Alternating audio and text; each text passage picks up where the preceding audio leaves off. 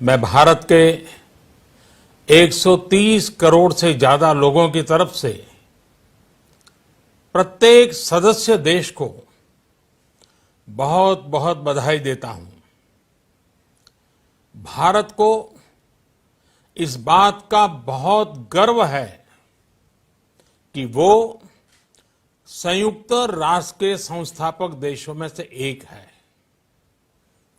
आज के इस ऐतिहासिक अवसर पर मैं आप सभी के सामने भारत के 130 करोड़ लोगों की भावनाएं इस वैश्विक मंच पर साझा करने आया हूं। अध्यक्ष महोदय, 1945 की दुनिया निश्चित तौर पर आज से बहुत अलग थी।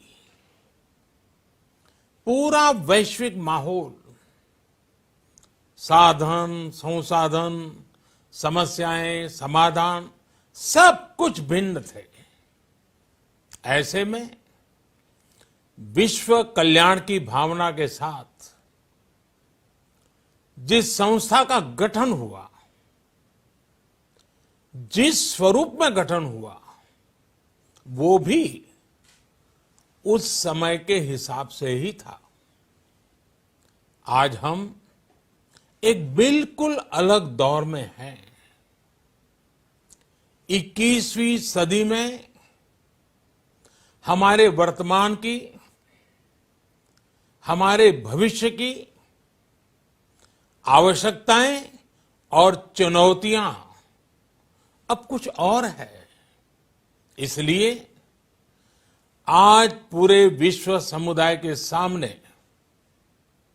एक बहुत बड़ा सवाल है कि जिस संस्था का गठन तब की परिस्थितियों में हुआ था, उसका स्वरूप क्या आज भी प्रासंगिक है? सदी बदल जाए और हम न बदलें तो बदलाव लाने की ताकत भी कमजोर हो जाती है। अगर हम बीते 75 वर्षों में संयुक्त राष्ट्र की उपलब्धियों का मूल्यांकन करें तो अनेक उपलब्धियां दिखाई देती हैं, लेकिन इसके साथ ही अनेक ऐसे उदाहरण भी हैं जो संयुक्त राष्ट्र के सामने गंभीर आत्ममंथन की आवश्यकता खड़ी करते हैं। ये बात सही है कि कहने को तो तीसरा विश्व युद्ध नहीं हुआ, लेकिन इस बात को नकार नहीं सकते कि अनेकों युद्ध हुए, अनेकों गृह युद्ध भी हुए। कितने ही आतंकी हमलों ने पूरी दुनिया को थर्रा कर रख दिया। खून की नदियां बहती रही। इन युद्धों में, इन हमलों में जो मारे गए वो हमारी आपकी तरह इंसान ही थे। वो लाखों मासूम बच्चे जिन्हें दुनिया पर छा जाना था, वो दुनिया छोड़कर चले गए। कितने ही लोगों को अपने जीवन भर की पूंजी गंवानी पड़ी, अपने सपनों का घर छोड़ना पड़ा। उस समय और आज भी संयुक्त राष्ट्र के प्रयास क्या पर्याप्त थे? पिछले 8-9 महीने से पूरा विश्व कोरोना वैश्विक महामारी से संघर्ष कर रहा है। इस वैश्विक महामारी से निपटने के प्रयासों में संयुक्त राष्ट्र कहां है? एक प्रभावशाली रिस्पांस कहां है? अध्यक्ष महोदय, संयुक्त राष्ट्र की प्रतिक्रियाओं में बदलाव, व्यवस्थाओं में बदलाव, स्वरूप में बदलाव आज समय की मांग है। संयुक्त राष्ट्र का भारत में जो सम्मान है, भारत के 130 करोड़ से ज्यादा लोगों का इस वैश्विक संस्था पर जो अटूट विश्वास है, वो आपको बहुत कम देशों में मिलेगा।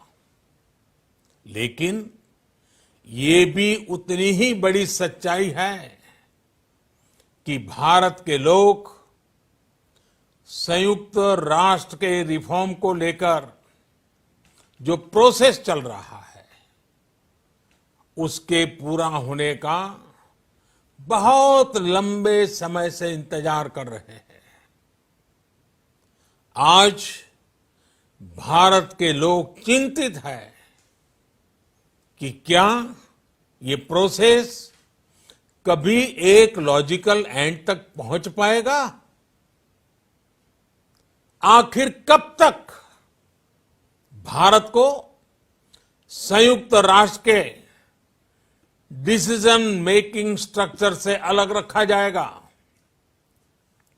एक ऐसा देश जो दुनिया का सबसे बड़ा लोकतंत्र है, एक ऐसा देश जहां विश्व की 18% से ज्यादा जनसंख्या रहती है, एक ऐसा देश जहां सैकड़ों भाषाएं हैं, सैकड़ों बोलियां हैं, अनेकों पंथ हैं, अनेकों विचारधारा हैं, जिस देश ने सैकड़ों वर्षों तक वैश्विक अर्थव्यवस्था का नेतृत्व करने और सैकड़ों वर्षों की गुलामी दोनों को जिया है।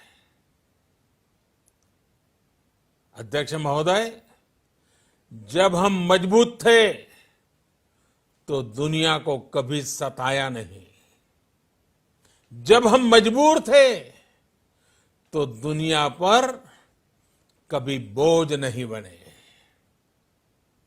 अध्यक्ष महोदय, जिस देश में हो रहे परिवर्तनों का प्रभाव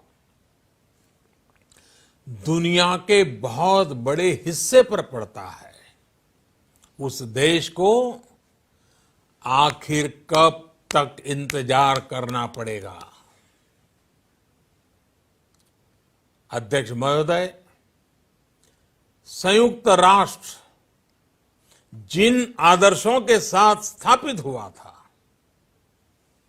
और भारत की मूल दार्शनिक सोच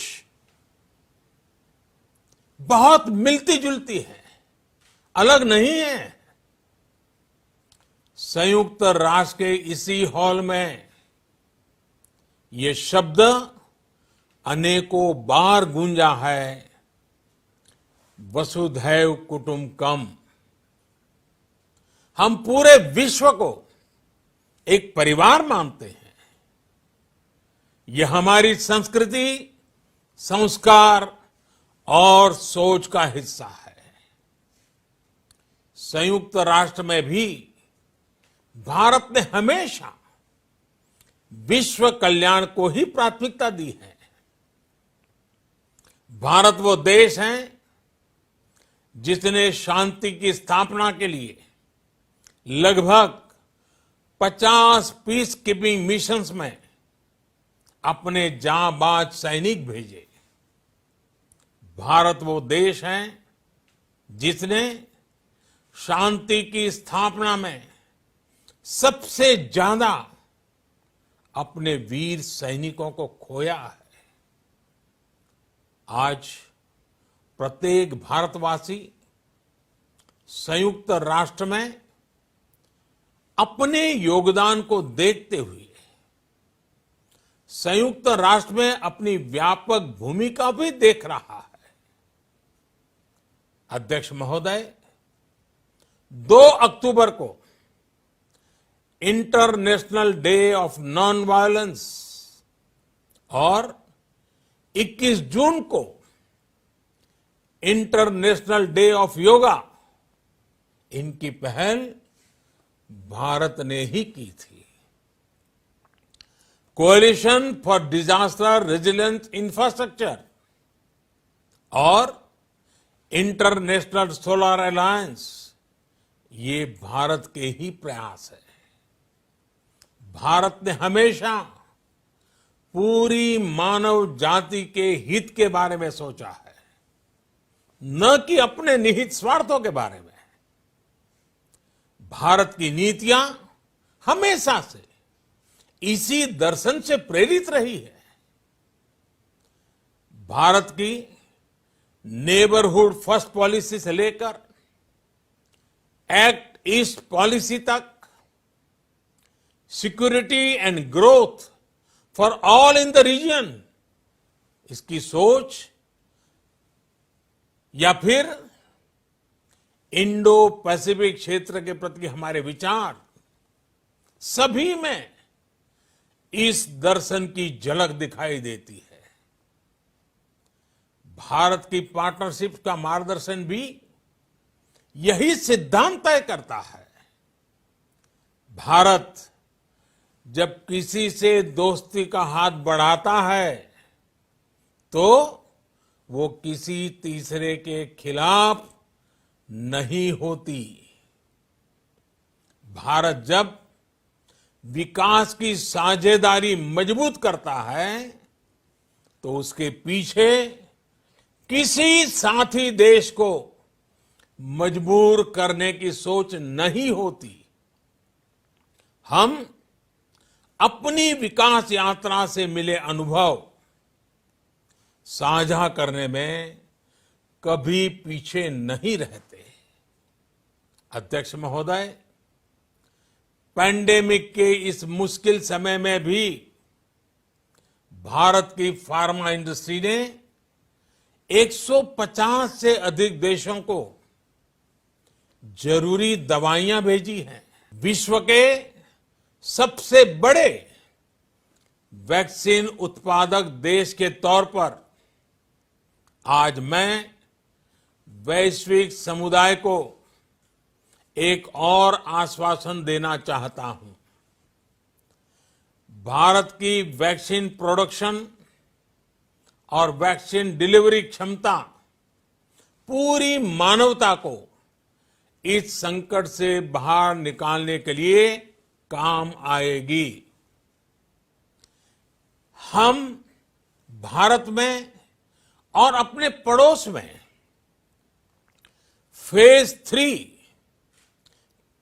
क्लिनिकल ट्रायल्स की तरफ बढ़ रहे हैं। वैक्सीन की डिलीवरी के लिए कोल्ड चेन और स्टोरेज जैसी क्षमता बढ़ाने में भी भारत सभी की मदद करेगा। अध्यक्ष महोदय, अगले वर्ष जनवरी से भारत सुरक्षा परिषद के अस्थायी सदस्य के तौर पर भी अपना दायित्व निभाएगा। दुनिया के अनेक देशों ने भारत पर जो विश्वास जताया है, मैं उसके लिए सभी साथी देशों का आभार प्रकट करता हूं। विश्व के सबसे बड़े लोकतंत्र होने की प्रतिष्ठा और इसके अनुभव को हम विश्व हित के लिए उपयोग करेंगे। हमारा मार्ग जन कल्याण से जग कल्याण का है। भारत की आवाज हमेशा शांति, सुरक्षा और समृद्धि के लिए उठेगी। भारत की आवाज मानवता, मानव जाति और मानवीय मूल्यों के दुश्मन आतंकवाद, अवैध हथियारों की तस्करी, ड्रग्स, मनी लॉन्ड्रिंग के खिलाफ उठेगी। भारत की सांस्कृतिक धरोहर, संस्कार, हजारों वर्षों के अनुभव हमेशा विकासशील देशों को ताकत देंगे। भारत के अनुभव, भारत की उतार चढ़ाव से भरी विकास यात्रा विश्व कल्याण के मार्ग को मजबूत करेगी। अध्यक्ष महोदय, बीते कुछ वर्षों में रिफॉर्म, परफॉर्म, ट्रांसफॉर्म इस मंत्र के साथ भारत ने करोड़ों भारतीयों के जीवन में बड़े बदलाव लाने का काम किया है।